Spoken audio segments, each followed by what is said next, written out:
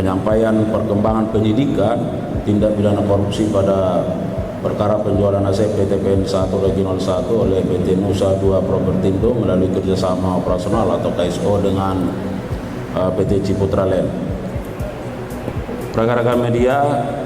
kami sampaikan bahwa tentu sebagaimana kita ketahui bersama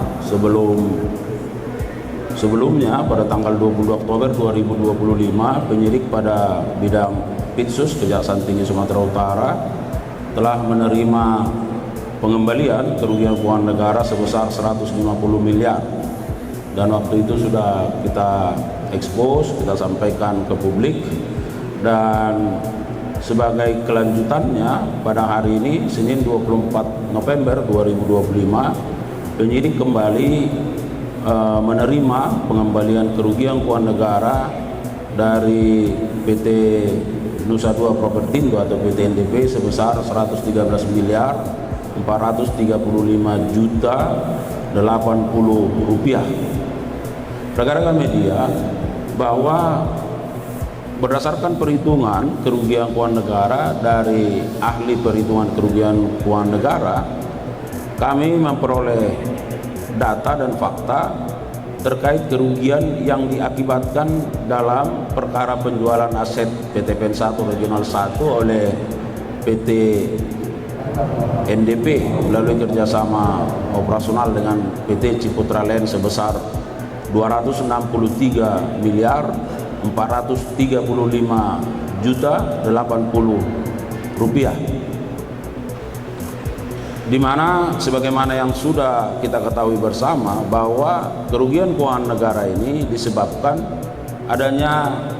dugaan tindak pidana korupsi di sana karena kewajiban untuk menyerahkan 20% bidang lahan HGU yang telah berubah menjadi HGB merupakan kewajiban dari PT NDP yang tidak dilaksanakan sebagaimana mestinya. Dan dengan tidak diserahkannya kewajiban tersebut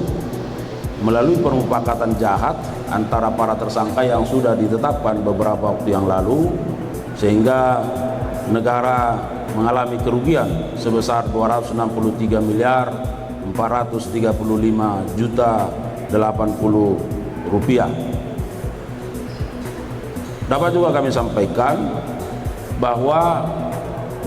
dengan adanya niat baik ya pengembalian kerugian keuangan negara yang dilakukan oleh PT NDP pada hari ini, maka kerugian keuangan negara akibat tindak pidana korupsi pada perkara penjualan aset dimaksud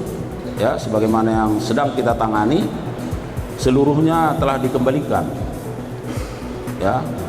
oleh pelaku pidana kepada negara melalui penyidik Kejaksaan Tinggi Sumatera Utara.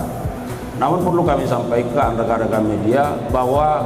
ini adalah pemulihan dari sisi kerugian keuangan negara. Sedangkan terkait dengan penanganan perkaranya itu tentu terus berproses ya. Dan penyidik sekarang sedang fokus melakukan pemeriksaan dan pemberkasan terhadap para tersangka yang sudah ditetapkan dan dilakukan penahanan. Dan kita harapkan dalam waktu dekat ini bisa bergulir atau dilimpahkan ke pengadilan.